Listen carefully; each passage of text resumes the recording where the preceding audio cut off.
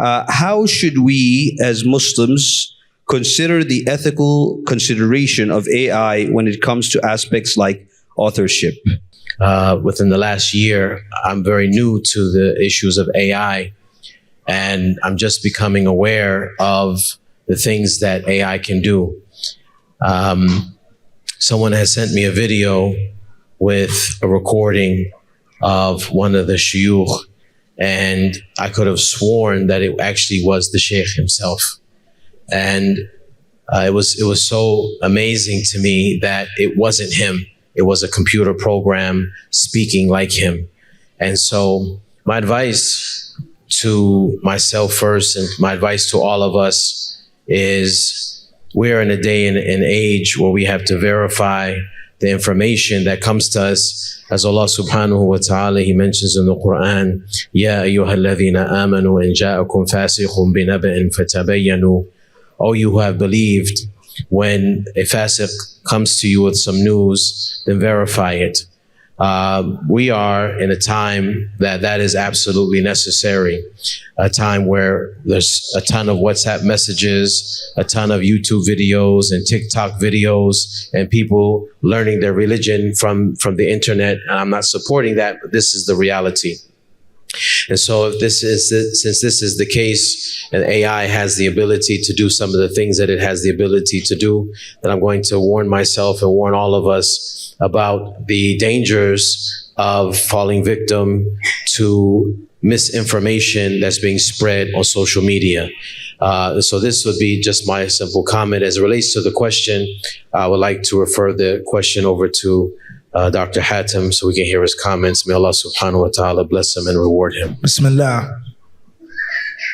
I believe that AI, like any other type of technology or advancement, has its good and has its bad, and that we should approach it in that manner. There's benefit in AI, and there is harm in AI. And oftentimes AI itself, like many other things, is innocent. It's neutral.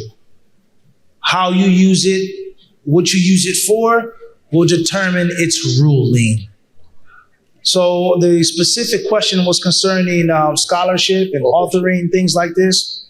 Well, when I was in Medina, my first year, we had that which was called Manhaj al-Bahth, and then afterwards Qa'at al-Bahth, which basically the teachers are instructing you the theory and the hands-on practice on how to research and how to write. What are the do's and don'ts of being an author, being a researcher, and how do you practically do it? And from the first things that they taught us is that which is called al-amanatul ilmiya, is that you have to be trustworthy, and there has to be an integrity behind your scholarship. You cannot plagiarize. You cannot distort and warp and twist someone's speech. You cannot be a fanatic or a bigot when you're presenting the argument, etc. So if you've benefited something from a website or from another author, or for argument's sake, AI, you clarify that. You make that clear. I've used this helped me. And I think that any real scholar or real researcher is like a chef or a cook. There may be a recipe, there may be a template, but you're going to add and take and put your own twist and tweak on it. And there's nothing wrong with using a template. There's nothing wrong with using a recipe, but you can't take it for your own recipe without clarifying. And that's why you find some of the best chefs, they're revisiting those old ancient cookbooks. This was written in this year, during this war, and this time, we're going to try it out. And they're not just saying, this is my recipe for this soup, for this stew, for etc. So therefore, I think AI can be used and should be used, but with guidelines. With guidelines. Let's say, the last thing I'll say, for argument's sake, this is argument's sake, I need to do a speech, a khutbah. And I'm suffering from writer's block. I don't know what to say or how to put it together. So a good idea would be, AI, write me a khutbah on the virtue of salah. And AI, subhanAllah, artificial intelligence, it may light the spark to get me, hey, let me talk about it from this aspect, from this hadith, etc., etc. So I think that's a good thing. But I don't think it's okay to depend on it and rely on it, let alone to cheat as if it's your hard work and your effort, and it isn't. Wallahu ta'ala alam. Alhamdulillah. I think I just second what the Mashayikh said. And I would say that like any newly emerged matter, the fiqh al-nawazil or the fiqh of newly emerged matters requires a great deal of knowledge and a great deal of awareness also of the actual matter, the subject of the discussion. And Muslim sort of fiqh councils and fiqh bodies across the globe are starting now to address the issues of AI. From our perspective, from the public perspective, I think that a Muslim, for a Muslim, there are things that will be clearly halal and clearly haram, and things that are in the middle. As the Prophet ﷺ said, إِنَّ الْحَلَالَ بَيِّنٌ وَإِنَّ الْحَرَامَ بَيِّنٌ وَبَيْنَهُمْ أُمُورٌ مُشْتَبِهَاتٌ. So the halal is clear and the haram is clear, and there are things in the middle that are dubious. So for you as a Muslim dealing with AI, the clear, you should certainly benefit from everything that the AI provides that's clearly halal to you. Should abstain from that which is haram.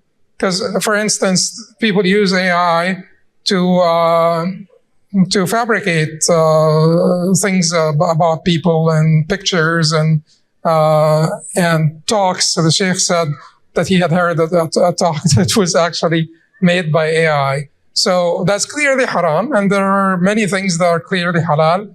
And when it comes to the things in the middle that are dubious, in Islam, the good thing about, the flexibility of the legal framework of Islam is that when it comes to the ibadat, al-asl al-hadr, which is meaning that when it comes to acts of worship, the default is impermissibility. You don't worship Allah except after you verify that this is a valid worship. This is how Allah wants to be worshipped. But when it comes to the adat, when it comes to, transactions and customs and things of that nature, worldly matters, al-asl al-ibaha, the default is permissibility. But if you have doubt in your heart, if there is something dubious and you have doubt in your heart, Sufyan al-Thawri said a statement that is very, very impressive. He said this, إِنْ اسْتَطَعْتَ أَلَّا تَحُكَّ رَأْسَكَ إِلَّا بِدَلِيلٍ فَافْعَلْ. If you can manage to not scratch your head except with evidence, you wait for evidence. Our deen is very evidence-based. So if you can manage to not scratch your head until you have a proof that you can do this, then do it. So be careful as a Muslim. You have to be careful around those dubious matters and ask the scholars and wait for their input. Wait for the scholars' input. The halal, go ahead, make the most benefit of AI. The haram, stay away from it. The dubious, wait until things become a little bit clearer, because there is going to be like a plethora of studies and, papers and conferences about AI and about the uses of AI and the halal and haram. It's not only about cheating or things of that nature. It's also about accountability and many other aspects that have to be addressed. Jazakumullah. Barakallahu feekum, ahsan Allah ilaykum.